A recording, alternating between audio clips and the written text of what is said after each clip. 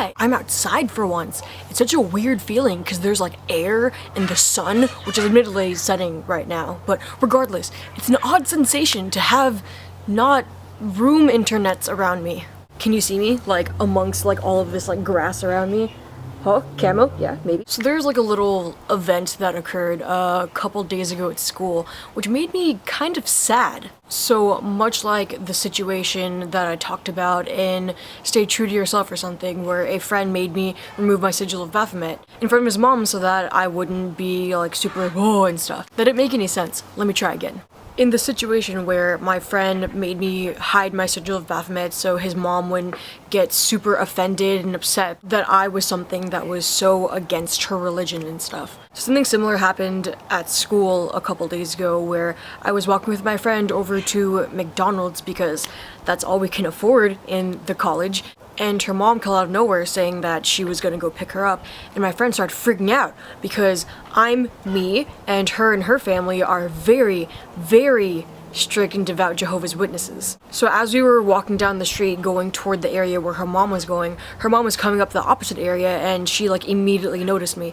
And so then she had called my friend and was basically just yelling at her for like associating with me. And my friend literally got in trouble just because I was her friend. And her mom had never met me before. She had never seen me in her life. The first thing that like set her off was my hair, because my hair apparently is not okay by her standards. My dad always says that my hair is like gangster hair because he calls everything that's bad gangster, and I'm like, okay, Dad, you don't know about that thug life. And in that situation, like, I had no control. Like, there was literally nothing that I could do to change this woman's mind about me. If this woman was set up by my hair, like, imagine what would happen if she knew about my religion or, like, the things that I believe in. And that's kind of what this video is gonna be about. I don't know, the intro didn't really make much sense. But I want to know what you guys do when other people impose their own opinions upon you when they aren't asked for.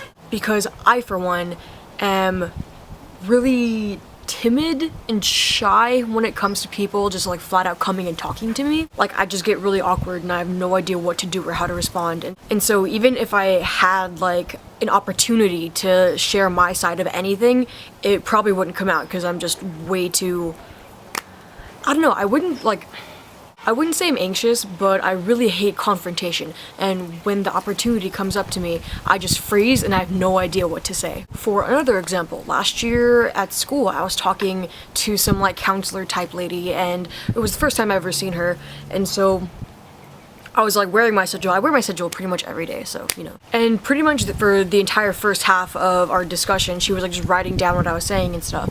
And then she finally looks over and she sees my sigil and she's like, "Girl, do you know what that means?" And I'm like, "Yes, it's a sigil of Baphomet." And she kind of had like a look about her that was like, "Well, you're a kid, kids will be kids." And she said, "Well, as long as you know what it means, then I don't really care. You do what you want to do." And I don't know, that just got on my nerves. Like, I didn't say anything about it because I just wouldn't know what to say in that kind of situation as often as it happens to me. Because like the manner in which she asked me was just so concerned for my well-being and my psyche and stuff, as though there was something that I just wasn't getting and I was representing myself in a wrong way, and that it was her job to make sure that everything was okay. Similarly, kind of on a tangent, there's another thing that like really just gets on my nerves is like on like the internet or something, somebody will message me saying, "Hey, I'm a devout Christian and I fully believe in my beliefs."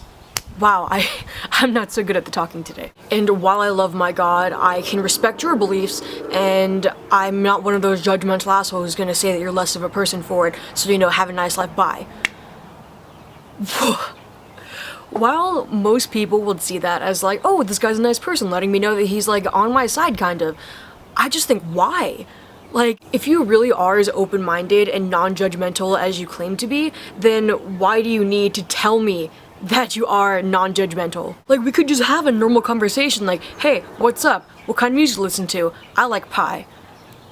Probably not the best answer to that question. It's just so self-righteous. It's like, hey, here's a person who I believe is beneath me, so let me tell them that I accept them, and then I'll feel better about myself because I'm a better person than the rest of the people out there. Stop, like, please. It's not great. I know that you kind of intend well, maybe you completely intend well, just like want to make me feel better about like everybody else who's like constantly slandering me for my beliefs, but I personally don't think that's the best way to go about it, because again, it just makes you sound like a pretentious asshole who's trying to sound better than everybody else. But that's just me. Anyway, back to like the whole point of this video. So rather than lash out at people who lash out at me, I feel like I'd much rather just be quiet and kind of just take it, which I don't find respectable at all, and it's something that I hope I can work on, because I definitely do want to defend what I believe in. And don't get me wrong, I completely understand that these things are going to come up, and I fully accept that responsibility.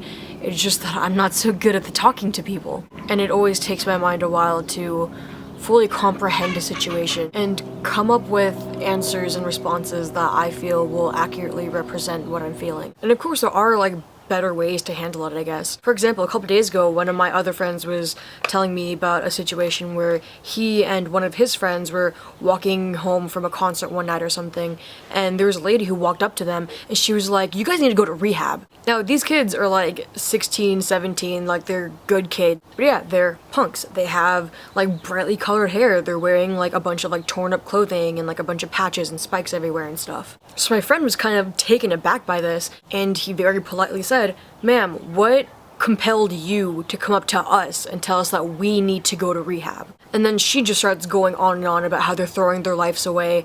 Lives? And how they're a menace to society and all this random shit. And so finally my friend just like couldn't stand it anymore, and he said, "Lady, I would recommend that you pull that stick out of your ass and kindly fuck off." And they just walked away, and she was just there stunned, like muttering to herself about how all like of children are doomed these days and whatnot. And it's like, I could never do that. I'm such a weenie.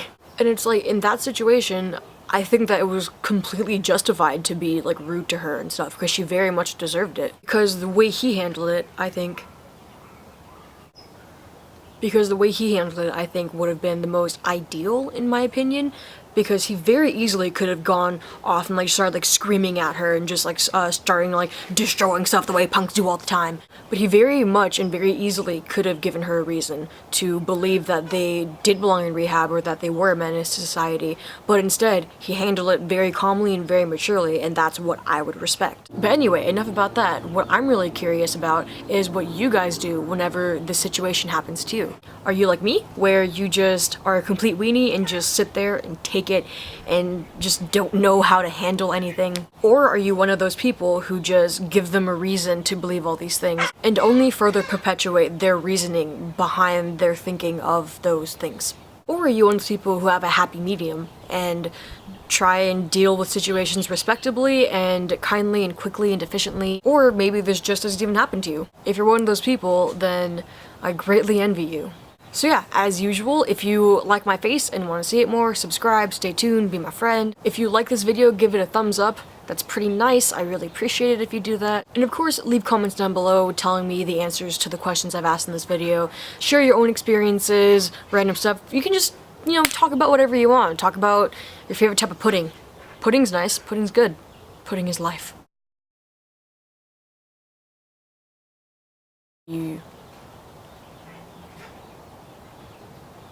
I can hear rustling in the trees. Oh, I think it was just a squirrel. Never mind.